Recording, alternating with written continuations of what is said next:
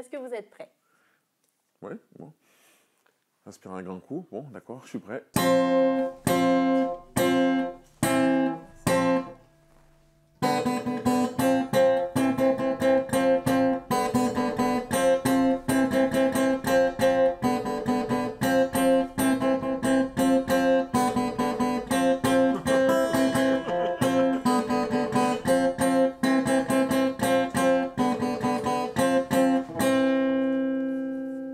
Alors, vous reconnaissez?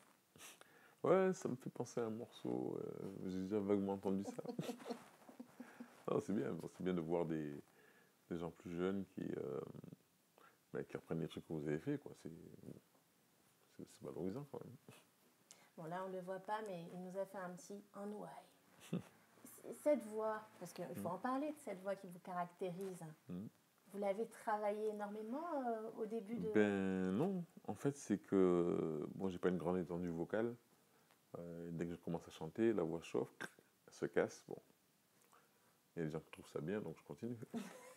Mais au départ, moi j'étais pas censé être chanteur, quoi. C'est un concours de circonstances. On était en studio avec un groupe avec lequel je jouais à l'époque, et j'ai fait une voix témoin parce que le gars qui devait chanter était batteur.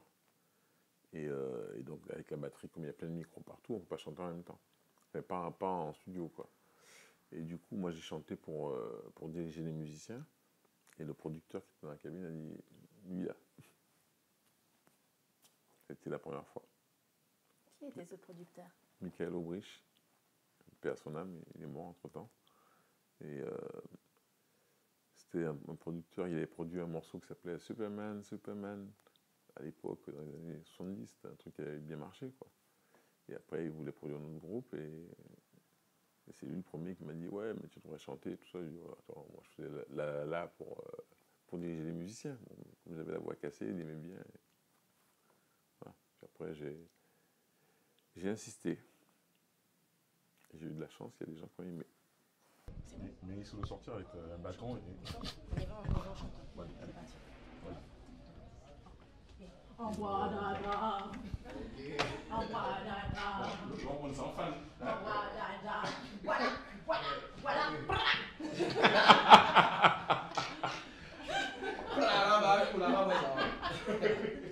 Vous vous lancez dans une nouvelle aventure avec un groupe de jazz. Est-ce qu'on peut en savoir un peu plus? Où est-ce qu'on peut vous retrouver? Alors, au départ, c'était un album que j'ai fait en l'an 2000, où j'avais mis quelques-unes des influences que j'avais eues quand j'ai commencé la musique. Il y avait notamment le blues. Et quand j'en ai parlé, j'ai dit oui, ben voilà, j'ai commencé par le blues. Alors, moi je suis pas américain, je suis antillais.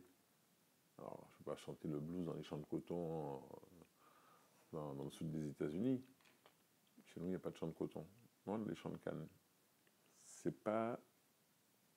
Je ne vais pas comparer les douleurs, mais hein, c'est pas moins dur.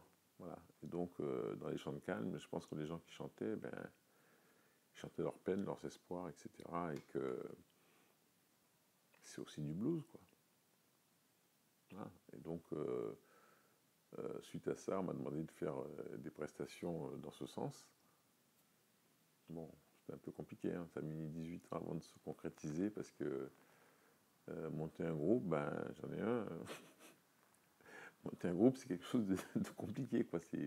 Ça pèse lourd, c'est difficile, il y a des problèmes financiers, entre autres. Enfin, puis finalement, on a fait cette année, pour le festival Banlieue Bleue. Et ça a été demandé encore à d'autres endroits. Donc on a fait la boîte de Richard Bonnat à Paris, on a fait Bordeaux, on a fait la Belgique. Et là maintenant on va partir aux Antilles, faire Martinique et Guadeloupe. Et puis il y a encore d'autres demandes. Bon, j'en parle pas encore parce que c'est pas signé, mais voilà, c'est un truc pour rigoler, pour s'amuser. D'autant plus que cette année, comme on prépare les 40 ans de Kassav, donc on tourne un peu moins avec Kassav. Je profite, on s'amuse. Là, avec des musiciens, en plus, waouh, j'ai pris de la crème du genre. Qui sont-ils? Alors, on a commencé avec Thierry Vaton au piano, Thomas Bellon, qui est le batteur de Kassav, à la batterie, Guy Nsangé à la basse, Alan Hoist, saxophoniste, Jérica Jacques Gustave, qui a fait des chœurs avec Johnny Hallyday notamment. Bon. Voilà, on a commencé comme ça. Et là, sur la tournée aux Antilles, ben, il y en a qui ne sont pas disponibles parce que voilà, c'est difficile de tenir. C'est ça le problème d'un groupe aussi. Avoir tout le monde disponible tout le temps, ben, il faut qu'ils puissent en vivre. Donc c'est un peu compliqué. Donc là, pour les Antilles, on aura Mario Canoge au piano, on aura Joey au missile au sax et Johan Dany à la batterie, en plus de Guy Nsangé à la basse et Jérica Jacques Gustave au chant. Voilà. Et on va faire ça, notamment en Martinique, ce sera le Casino Batelière, enfin l'Arobase, et en Guadeloupe, ce sera le Memorial Act.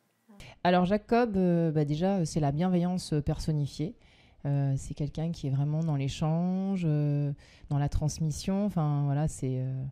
Puis alors, c'est la coolitude absolue aussi, c'est-à-dire qu'il prend son temps, que, je sais pas, il est d'humeur égale. Donc voilà, donc c'est assez agréable de bosser avec lui parce que on se sent soutenu, porté et pas du tout dans quelque chose de concurrence ou je ne sais quoi.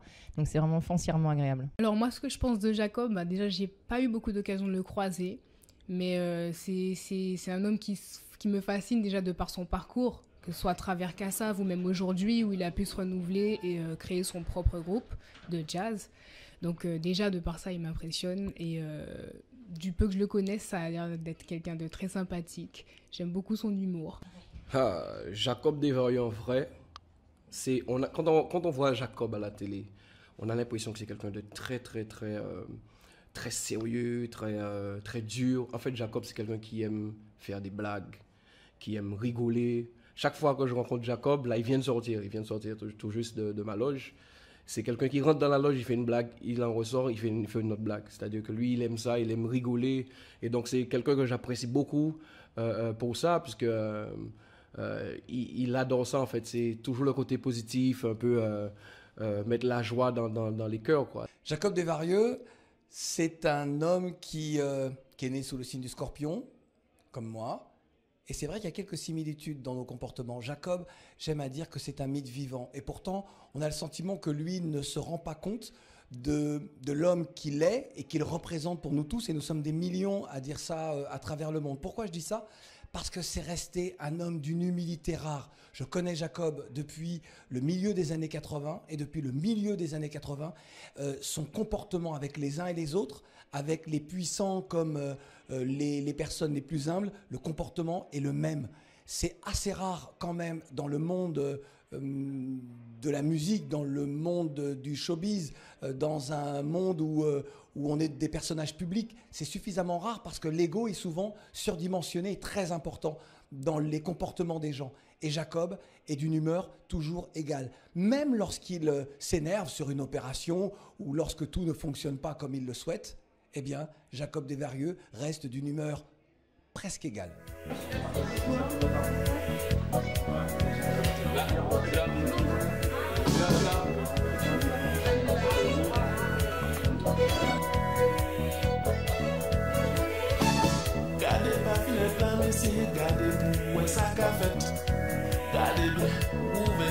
Et la rencontre entre Georges Décimus, Jean-Claude Némon et moi, on cherchait, de toute façon, on faisait des enregistrements, on travaillait ensemble et un jour on est tombé sur quelque chose, une façon de tourner, une façon de faire les choses, on a dit ça c'est bien.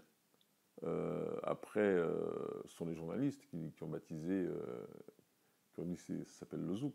En fait, c'est qu'à l'époque, quand on allait dans les zouks, enfin les zouks c'était genre les surprises parties, quoi, les fêtes chez les gens, on va dire que 90% de la musique qu'on entendait, c'était soit Kassav, soit des gens qui imitent Kassav, ou bon, ça tournait autour de ça. Et donc la formule qu'on faisait, ils ont dit que c'est de la musique de zouk. Et c'est devenu le zouk, comme les musiques passées en discothèque, c'était le disco. Bonsoir Jacob, je suis ravie de pouvoir t'adresser ces quelques mots. Écoute, je suis née à l'époque où le groupe Kassav était en pleine formation.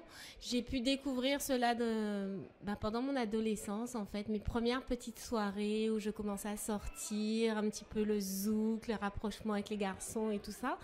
Et pour moi, ce que tu représentes, c'est que tu es le crooner du zouk love. Donc comment te dire merci, puisque tu en as rapproché des jeunes couples, je pense. Et pour ton talent, pour tout ce que tu fais pour la culture, on va dire, ultramarine des Outre-mer. Et continue encore longtemps, longtemps, longtemps à nous faire danser comme tu le fais. Merci Jacob. Bah, en fait, la première fois que j'ai rencontré Jacob Desvarieux, c'était assez marrant parce que bah, avant d'être artiste, je suis quand même une fan, quoi. Enfin voilà, Jacob Desvarieux, c'est Kassav, c'est la création du zouk. Moi, voilà, chanteuse, je chante du zouk, tout ça. Bah, effectivement, quand j'ai croisé Jacob Desvarieux, enfin, c'était assez déroutant. Voilà, parce que l'avoir en face de soi, et puis maintenant, encore plus déroutant de se dire, de le croiser, différentes scènes, un peu partout, que ce soit aux Antilles, Guyane, Paris, comme ce soir. Ouais, je suis plutôt, voilà, c'est comme, c'est la petite fille qui regarde comme ça, ah, on est fan et tout, puis du coup, maintenant, on le côtoie. Moi, Eli, nous pas besoin parler. Nous pas besoin parler, qu'à communiquer par télépathie. Moi, Eli, nous pas besoin parler. Elle est présente aux Antilles. Aux Antilles, alors nous, on a une ouverture, je pense, une ouverture d'esprit que n'ont peut-être pas tous les pays de la Caraïbe.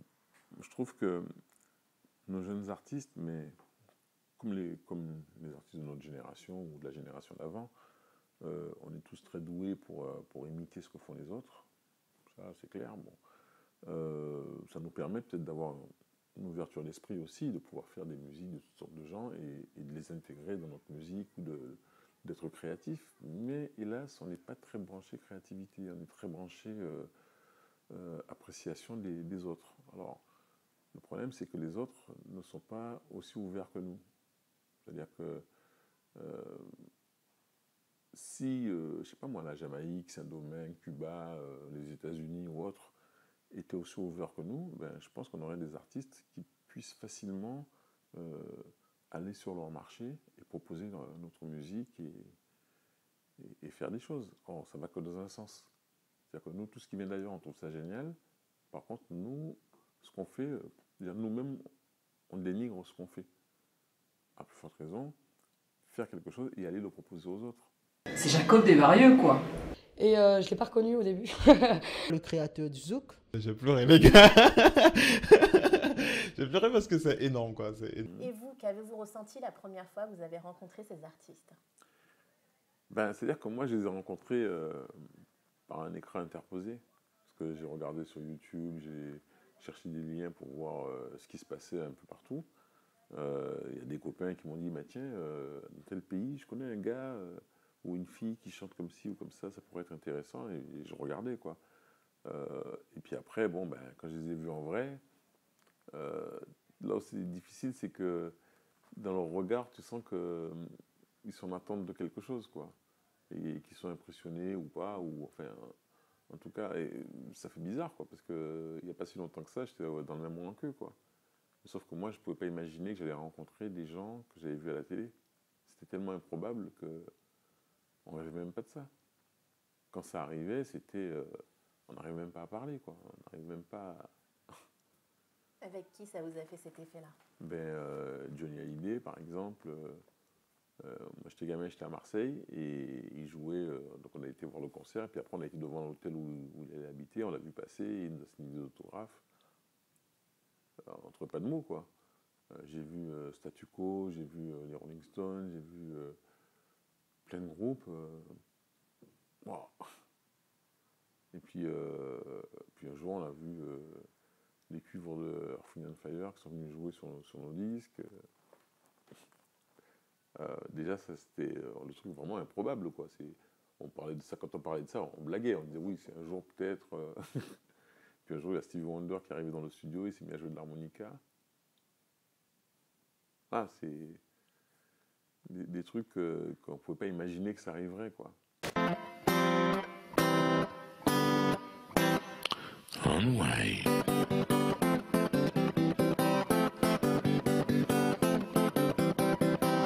Je ne suis pas comédien, c'est juste, je m'intéresse au cinéma, mais en tant que média, en tant que manière d'exister pour nous, quoi. Mais un jour, j'en ai parlé avec Zan Palsy et je disais, ce serait bien quand même qu'il y ait, je sais pas, on a fait Ciméron. Moi, oui, je dis c'est bien, bon, mais c'était pas ça mon but. Et du coup, le problème que ça a posé, c'est que il y a d'autres gens qui m'ont demandé de participer à des films. Et s'est posé le problème, autant pour Ozal, on a tout arrêté pendant 6 mois pour faire son film, autant on ne peut pas faire ça à chaque fois, quoi. Donc, il y a les films en anglais. On m'a proposé une première série, mais là, l'anglais, là, moi je ne parle pas anglais couramment, donc je dis là, je ne pourrais pas, quoi. Franchement, avec la meilleure volonté, c'est pas possible. Et puis il y a eu un autre où mon agent a beaucoup insisté, et en plus il y avait beaucoup de jours de tournage, et j'ai dit, mais je ne pourrais pas le faire, je vais vous planter, ça ne va pas rater. Le jour où ils m'ont appelé pour me dire, voilà, ça y est, on a les dates de tournage, c'est de telle date à telle date. J'ai dit, ah là, je serai en Nouvelle-Calédonie avec Kassav. Donc ça va être compliqué. Alors, vous l'avez tourné quand même? Ben oui, c'est-à-dire qu'ils ont déplacé. Moi, je me disais, bon, attends, c'est n'importe quoi. Bon, ben, je peux pas le faire. Ils vont le faire avec quelqu'un d'autre. Non, ils ont déplacé carrément le tournage. Et vu les acteurs qu'il y avait dedans, franchement, pour moi, c'était tellement improbable. Et puis, bon, moi, je suis pas Denzel Washington. Je veux dire, bon. Déplacer des dates de tournage d'un film avec des grands acteurs, des acteurs très connus, parce que je peux pas être là, ça semblait tellement improbable. Et ils l'ont fait quand même. Bon. Jacob, je voulais te dire que, ému de cette invitation, les artistes ont tenu à te laisser un message. Let's go! Une anecdote avec Jacob. Il y en a beaucoup avec Jacob. Je me souviens une fois, j'avais été avec Jacob au Cameroun. J'avais été au Cameroun avec Jacob. Et c'était avec Samuel Eto'o, qui nous avait invités dans le cadre d'une opération caritative pour pouvoir recueillir des fonds en fait, pour construire un orphelinat. Et donc, avec Jacob, quand je suis arrivé au Cameroun, vous imaginez, Jacob et Samuel Eto'o, on arrive au Cameroun. Quand on arrive à l'aéroport, il y a tellement de monde devant l'aéroport qu'on ne peut pas sortir de l'aéroport. Parce que Jacob, c'est plus qu'une star là-bas. En Afrique, Jacob, c'est un dieu. C'est un dieu, sans parler de Samuel Eto'o. Donc, je suis avec 2 dieux et je suis entre les 2.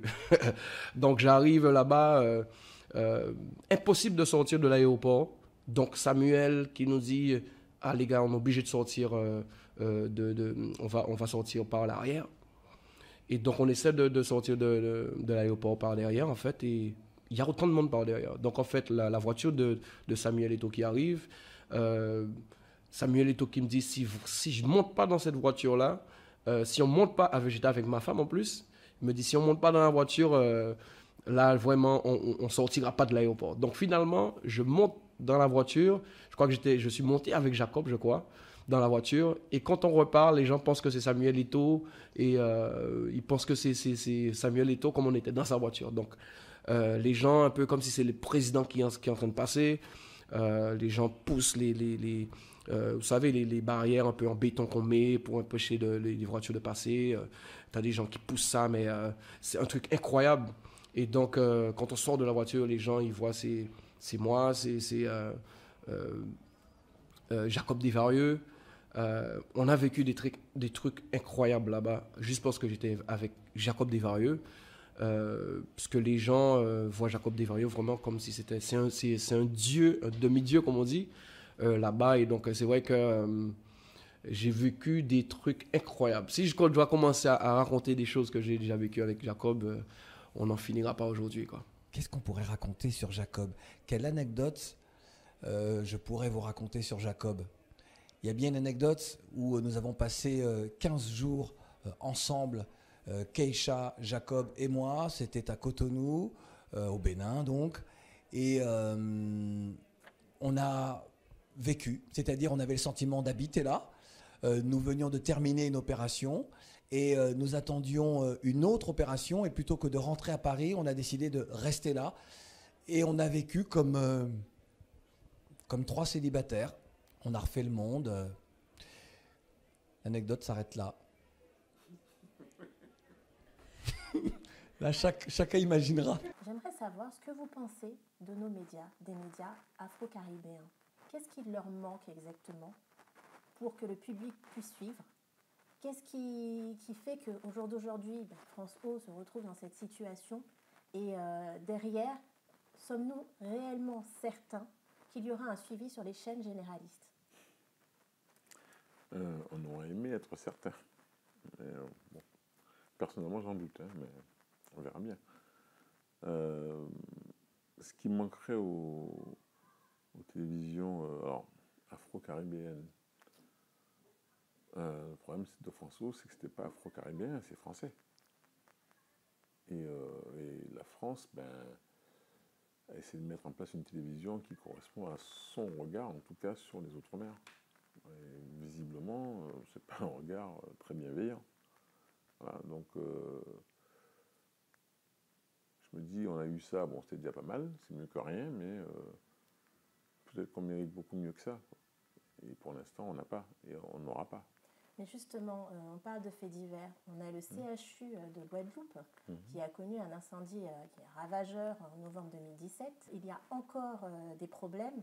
Récemment, au début du mois d'octobre, il y a encore eu une évacuation suite à une inhalation de fumée ou autre. Ils ne savaient pas trop ce que c'était. Que faire? Que dire? Je sais que certains artistes se sont mis ensemble, se sont rassemblés, ont essayé de faire le nécessaire pour pouvoir faire bouger les choses. Mais est-ce qu'il ne faudrait pas un collectif beaucoup plus grand? Bouger les choses en ce qui concerne un hôpital, c'est difficile parce qu'on est dans une île où il y a 450 000 habitants. Donc il faudrait faire un nouvel hôpital. Ouais, sauf que le nouvel hôpital il est déjà en construction. Et pour 2022? Oui, mais parce que c'est pas un truc qu'on peut faire en 2 jours, quoi. Alors moi, j'ai du mal à me mêler de ça parce que je ne suis pas spécialiste, je ne suis pas plus connaisseur que quelqu'un d'autre, mais je me dis de toute façon, faire un nouvel hôpital, ça ne peut pas aller vite. Hein. C'est un bâtiment assez important, avec plein de contraintes, il y a un cahier des charges assez important. Ça ne peut pas se faire en 2 jours. Voilà. Alors il se trouve que, justement, avant qu'il soit construit, l'autre a pris feu. Ça va être compliqué, mais bon... Je pense que par rapport aux autres îles de la région, on n'a pas à se plaindre parce que s'il y a quelque chose d'urgent, on a la possibilité technique d'aller en Martinique, par exemple, où il y a ce qu'il faut. Voire aller en France, il y a 8h30 de vol quand même. Bon, là, c'est un peu compliqué, mais pour certaines urgences, la Martinique, il y a 300 km. Voilà. Et qu'il faut rappeler aussi quand même que avant l'incendie du CHU de Pointe-à-Pitre, il y a des gens qui venaient de toute la Caraïbe, qui venaient à ce CHU justement parce que c'était le mieux équipé du coin. Voilà. Donc c'est vrai que tout n'est pas parfait. Bon, tout n'est pas complètement mauvais non plus. Voilà. Je voulais te dire merci. Je veux dire, tu sais, c'est un geste qui est très fort pour moi. Parce que finalement, de nous tous outre-mer, c'est toi qui es le plus connu. Et tu as fait le chemin. Et puis, tu ne te contentes pas de rester là où tu es. Tu dis, mais finalement, voilà, il y a une jeune fille de Saint-Pierre-Miquelon vient. Une jeune de là. Et ça, je trouve que c'est ça qui nous ressemble.